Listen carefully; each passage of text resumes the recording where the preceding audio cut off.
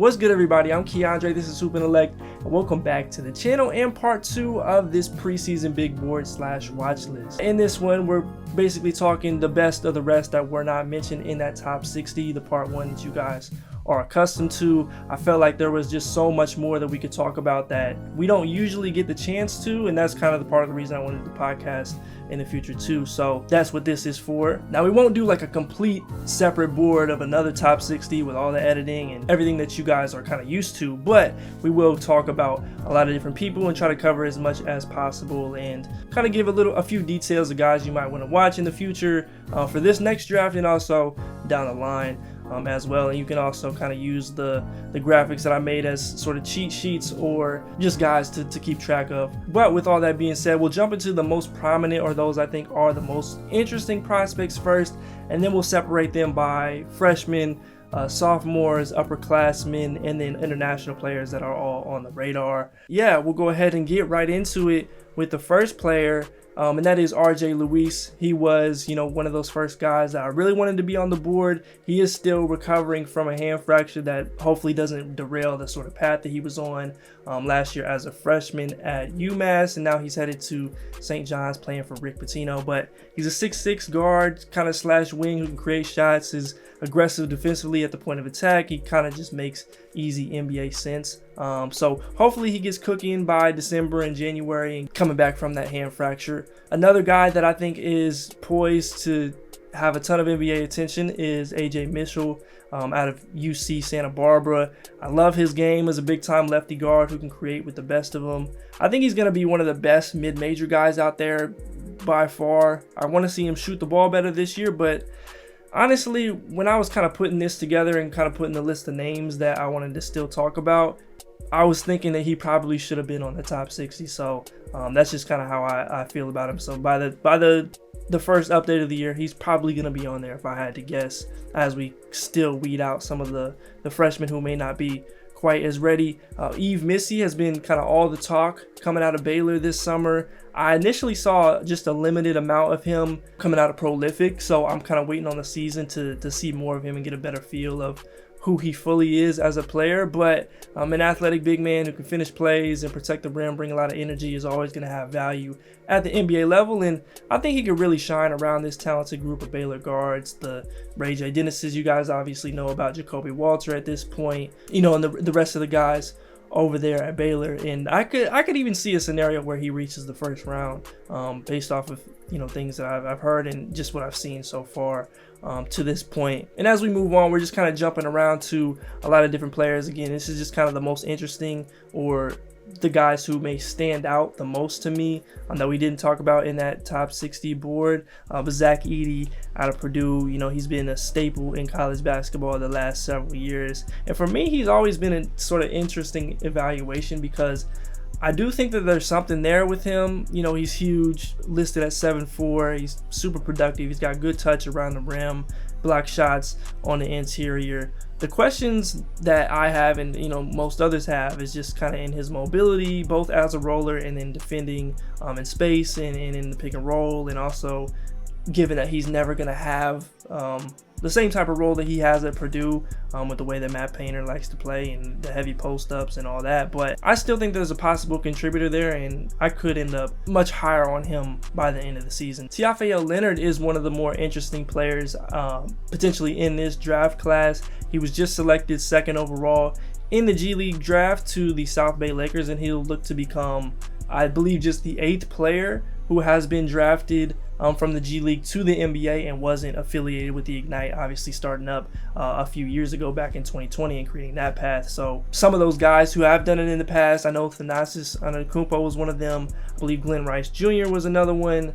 I think the last person to do it was Alan Smailagic with the Warriors organization. So he's going to look to be that next guy. But he stood out in his 2 years at Middle Tennessee State as a guy who always put up big time blocks and steals numbers and was also a big time athlete. We'll see how he's able to progress, especially as a shooter, and what he does this year. Syracuse sophomore combo guard JJ Starling garnered a lot of draft attention initially, coming as a standout at La Lumiere, and having a solid season at Notre Dame amidst some injuries. And I think he's going to be an impact player again this time for the Syracuse Orange. And if he can continue to progress as a shooter and decision maker, I think he's bound to gain NBA interest. And that backcourt with him and Judah Mintz is going to be one definitely to watch and really difficult to handle in the ACC. Somebody who I know a lot of people are familiar with is AJ Johnson,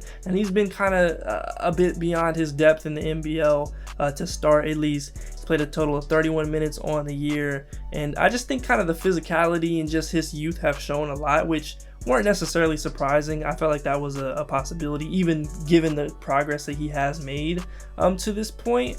But, you know, even in the blitz and some of the minutes that he's had, he still has the flashes and the upside to be a potential long-term NBA guy as somebody who has that shot-making ability and athletic upside. So it hasn't been the best start for him, but hopefully he'll get the opportunity over the course of the season for the Illawarra Hawks, and we'll just kind of take it from there. Cameron Carr is still probably one of my favorite 5 to 10 freshmen in this class, but with Josiah Jordan-James and Santiago Vescovi still being at Tennessee, it's probably looking like he's not going to have the biggest role as a freshman. And also just some of the physical stuff I think could make him more of a 2-year guy there. I really debated still putting him on the board because I like his game so much long term. He shoots it, he competes defensively, he's got great length. But it might just take a year, which is fine. I've just seen a lot of good winning plays from him. I think he contributes at the next level at some point this year, and I may be wrong. He might just be ready right away, and if that is the case, it'll obviously be reflected on the board. I feel like I've done way more reporting on legal issues in the last year than any other time combined, which is not great. Now, Naquan Tomlin was recently arrested for fighting in a bar in Manhattan and is currently suspended indefinitely.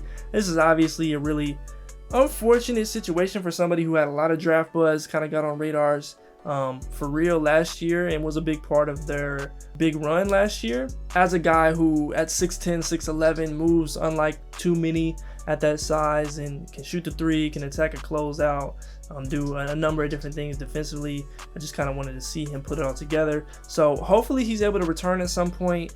I don't want to speculate on kind of the severity of the situation. It seemed like he was just got into some sort of altercation. So that's all the details that I've seen to this point. If there are other ones out there, then just let me know. But I think that there's a good chance that he could eventually return. And even if he doesn't, I think as long as that situation kind of checks out as being a one-time incident or nothing that's going to linger over, he's somebody who I still think will get a lot of looks from teams based off of what he did last year. Illinois has a couple prospects, actually more than just a couple. They've got probably a few, but the two most prominent are Terrence Shannon Jr. and Coleman Hawkins. And it's crazy because it feels like yesterday that I was talking about Terrence Shannon being a potential first-round pick when he was playing at Texas Tech, and then you've got Coleman Hawkins, who I remember watching playing with Jalen Green in high school. So it's crazy how fast some of this stuff goes. You got Anthony Edwards going into, what is this, year 4? Is this year 4 of his NBA career? Which is just wild. But yeah, you know, as old as Shannon still is, I think he's got clear pro upside as a wing, you know, athlete. Can he put it together consistently as a shooter this year? I guess we'll see. And then I've kind of come around on Hawkins as a guy.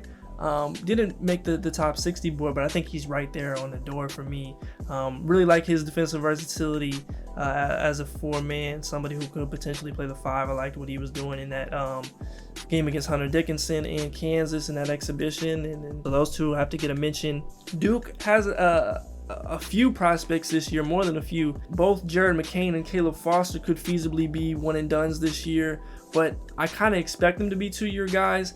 I like both of them for different reasons. I think Jared McCain is kind of your ultimate connector or complementary guard type, and that's why he's probably going to get the starting nod next to Jeremy Roach and Tyrese Proctor early in the season. There's other concerns there, but I like Caleb Foster's upside as a creator a little bit more. But yeah, they just kind of make sense. I like them as talents, and sticking around for a year to play with Cooper Flagg, I feel like that's something that would intrigue a lot of people rather than, you know, going as a second-round pick and playing in the G League for who knows how long, depending on the situation you end up in. So those two are there. there. You've got Mark Mitchell at Duke as well. He's someone I know a lot of people are big fans of coming into the season. I'm still a little bit more hesitant just on what his NBA skill is just yet. I think he's had some really good moments defensively, and I do think that he's kind of really a 4 who's been playing a lot of 3 next to Filipowski, and then they had Lively last year as a center. He's definitely somebody who's worth watching closely still. I think Zeke Mayo is one of the biggest mid-major guys to watch. He put together one of the better three-point shooting seasons off the dribble in NCAA history last year. He's up there with the Marcus Howards and the Jelly Walkers and all those guys. He adjusted to more of an on-ball role as a sophomore at South Dakota State and really started to figure things out, especially as a playmaker.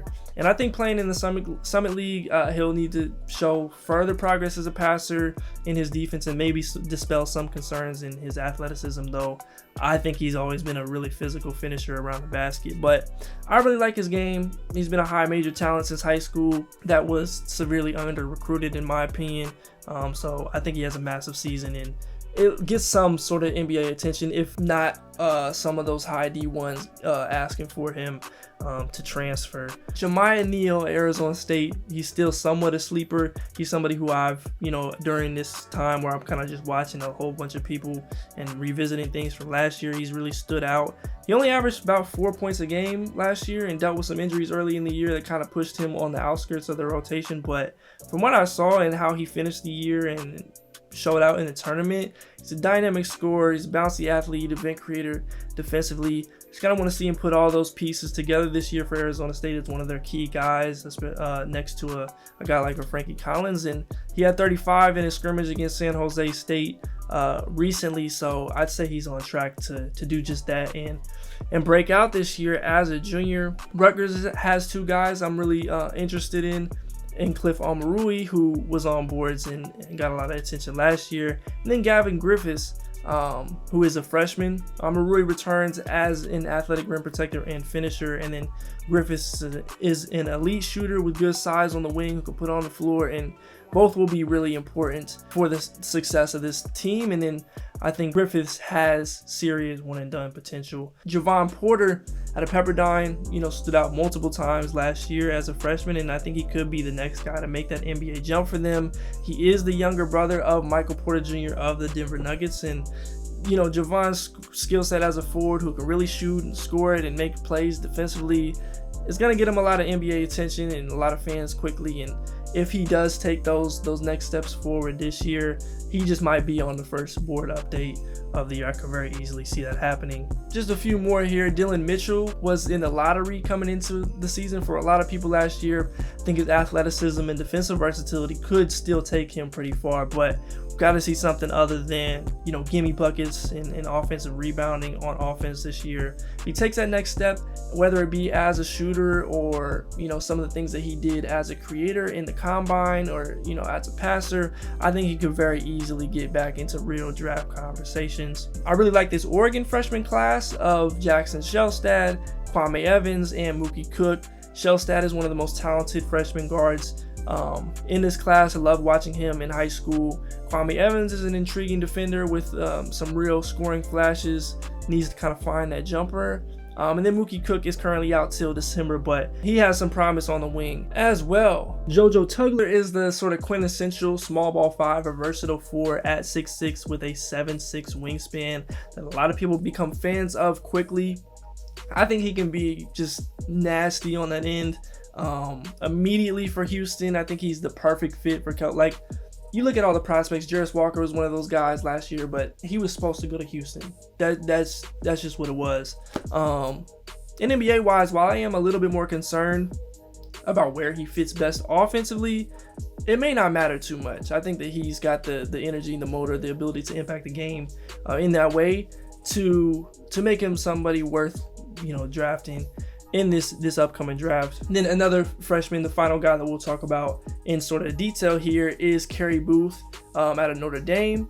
He is the son of Nuggets GM Calvin Booth, and I just think he's a really interesting long-term prospect as a forward who can shoot the 3 provide some help side rim protection, and he always had these intriguing plays, putting it on the floor, making plays as an athlete, like the way he moves, playing for Run GMC. So his upside makes him one of the more prominent prospects outside of the top 60 for me, and that's why we had to get together something like this to talk about him in some way.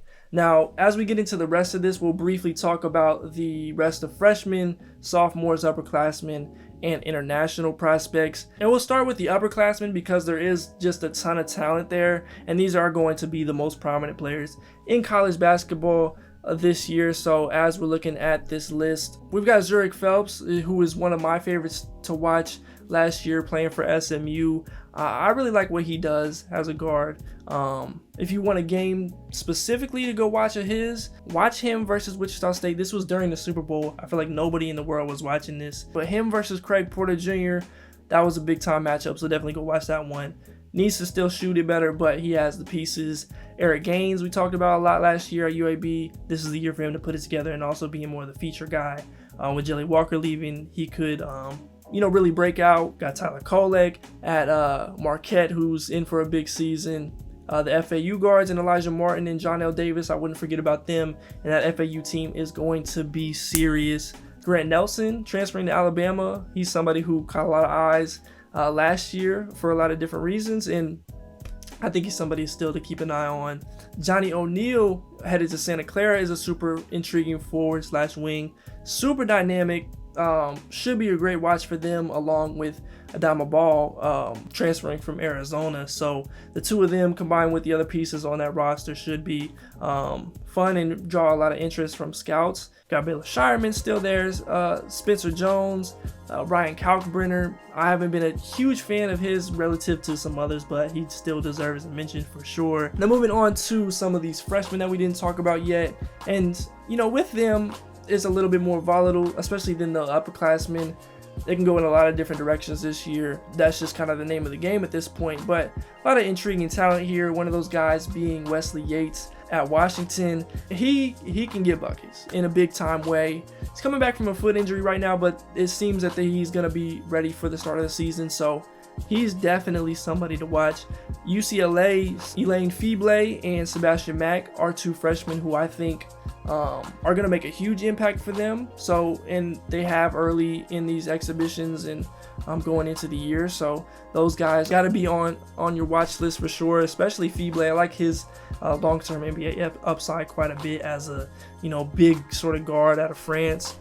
Robert Davis Jr. is one of those guys. Solomon Ball has a chance to make an impact for the UConn Huskies. Andre Stojakovic, who I'm sure some of you guys are familiar with, playing at Stanford. That is the son of Peja Stojakovic. I like his game.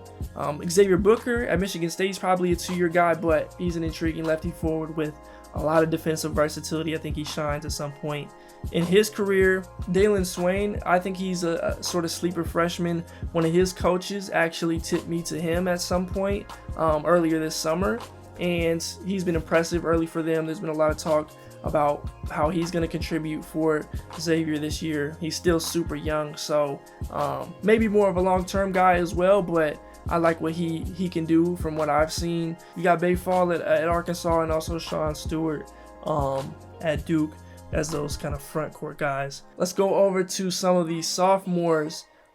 This is kind of a weird group because it's the guys who didn't go one and done, maybe had a weird situation in year one, or transferred into a situation where they're going to get more minutes, or there's also some other guys who just broke out and kind of surprised some people as freshmen and may have the chance to take that even further in year two. So it's a weird mix of guys, but Aiden Mahaney was one of the better freshmen in the country last year. Big time year in the West Coast Conference. Really like his game at St. Mary's. I think he's gonna turn it up even another level higher. Cam Kraft, taking those reins from Colby Jones and what he did at Xavier, I think he's gonna have a good year. Rylan Griffin was somebody who made a big contribution for one of the best teams in the country in Alabama. I think he's got all the opportunity to break out in pieces in his game as a shooter and shot creator, and some of the defensive upside that he showed last year. We've got Tyrell Ward, who kind of fell a little under the radar given all the stuff and the turmoil that's going on in this LSU program the last couple years, but he's a rangy wing with a ton of upside that I think you've got to keep an eye on. Ezra Asar is somebody I think could really break out and be a mid-major star this year. Physical, had 26 and 7 in a scrimmage win against Providence. So there's a case to be made there. Adu Thiero out of Kentucky, had a lot of early flashes, still very young, but he's got some intriguing upside as a sort of do-it-all wing for Kentucky. We've got Alex Caravan, who is technically an upperclassman, but he's listed as a sophomore at UConn. I think he's somebody, he's kind of underrated. I feel like we should talk about him just a little more as a potential NBA prospect. We'll see what he does this year. Then you've got Yohan Traore, who I was particularly high on coming into last season. Didn't play hardly at all at Auburn. Goes to UC Santa Barbara. He'll be playing with AJ Mitchell. I like that pairing a lot. We'll see what he's able to do this year and kind of regain some of his NBA upside and eyes that he had once before. Then we've got Micah Hanlogton, who transferred from Marshall out to Florida. Really like that Florida team. Riley Kugel kind of gets all the attention in terms of the draft space, but Micah, what he can do as a rim protector and finishing some plays off of the rest of the guys that are there, I think that he's in for, you know, a pretty good year this year, and we'll have a lot more eyes being in the SEC than he had at Marshall. And now finishing it off with some of the international prospects. Now, I haven't seen all of these players nearly as much as everyone else who we kind of just have a little bit more access or overlap with in the US, but there is something there with a lot of these guys. Alex Tui is somebody who I have seen. He's had some intriguing early moments as a forward/wing in the NBL with the Sydney Kings, shooting the three ball and making plays. So he's definitely somebody to write down. Ruben Prey is another guy who has stood out in some international competitions that I've seen. Lakeland Olbrich is another guy in the NBL to keep your eye on. Usman Njaye, he's easy to kind of forget about, but I still like him, and I think he's somebody people should still keep their eye on as a really intriguing, you know, big wing or forward who moves really well at that size. Then you've got Juan Nunez, who played in FIBA with Spain this summer. Really solid guard, plays at a high level. May not have all the NBA attributes, but can really play. But yeah, that's pretty much going to do it for this part 2 preview of this upcoming scouting season, the college basketball season.